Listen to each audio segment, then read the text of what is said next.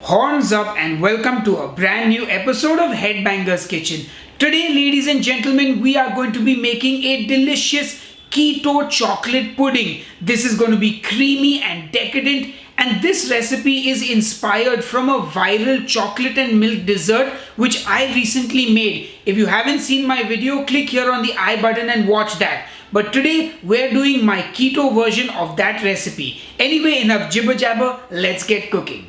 I'm going to start by taking 50 ml of heavy whipping cream and sifting in 1 tablespoon of cocoa powder, cause I don't want no lumps, baby. And last time I did this I got lumps because I was too lazy to sift it in. Anyway, then you want to give that all a good mix and make sure you get a nice cocoa cream. Now don't worry if your cream isn't as thick as mine. Cream consistency varies from country to country. I don't know why, but it's fine if yours doesn't look like mine, which looks like a delicious chocolate mousse already. I mean, just look at that. Put a little stevia in and it's good enough to eat if you ask me. Take 1 teaspoon of 5 grams of agar and add 1 tablespoon of 15 ml of water to that and give it all a good mix.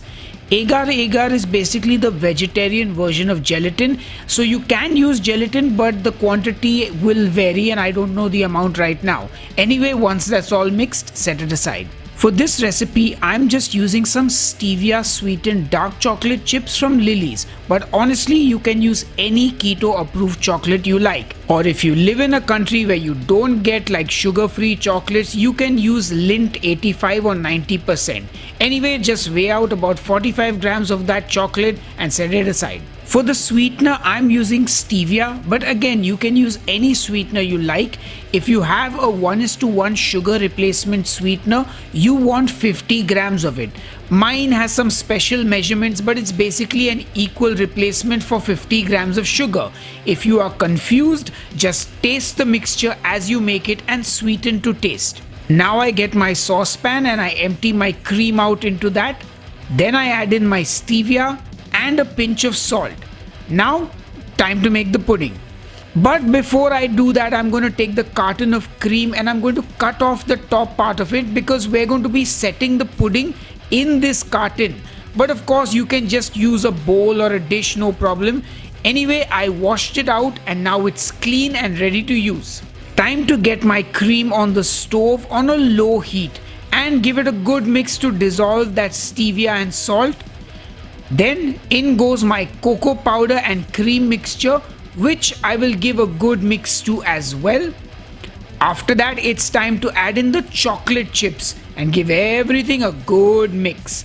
Now you want to cook this till the chocolate chips melt and you've got a nice mixture of chocolate and cocoa powder and cream and stevia.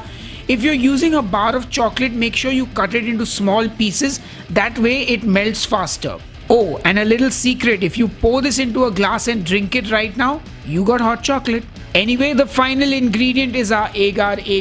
Add that in, give everything a good mix and cook this till you have a nice smooth mixture. Once that's done, I will pour it into my cream carton, which I will fill up to the top and then put it in the fridge for 2 hours at least so that it can set. I also had some extra mixture which I put into a small plastic box. I could have used a ramekin, but I'm not sure why I used this.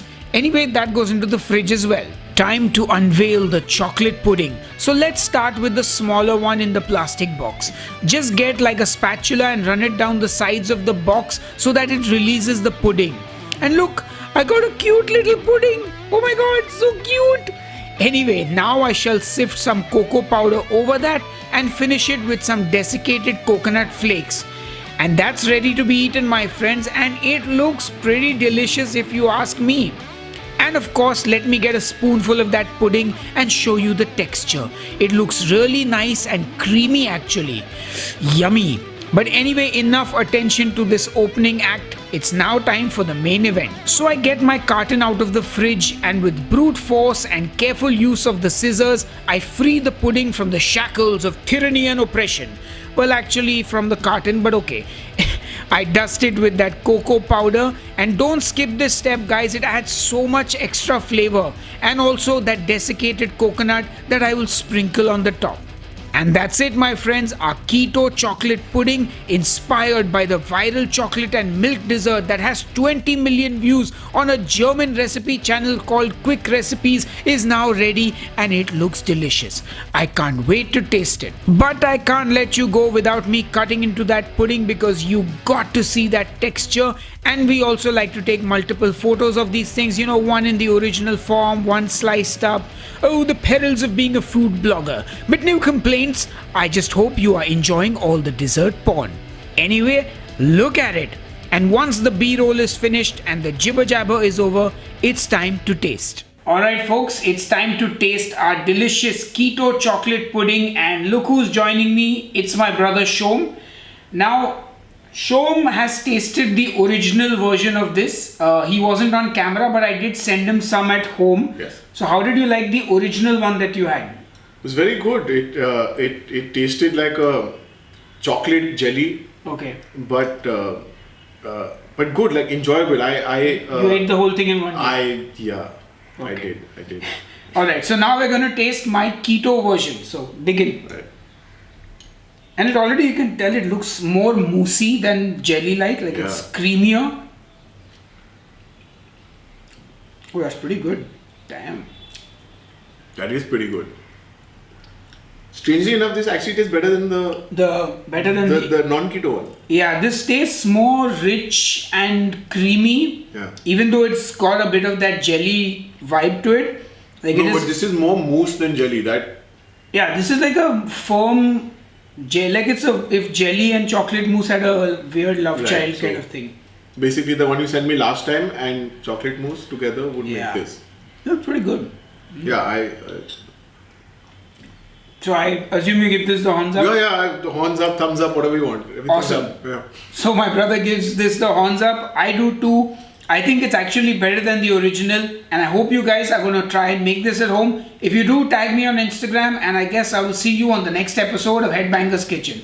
Until then, cheers and keep cooking. Hey folks, if you've got a sweet tooth, click here and watch another keto dessert recipe of mine. Or if you prefer something savory, click here.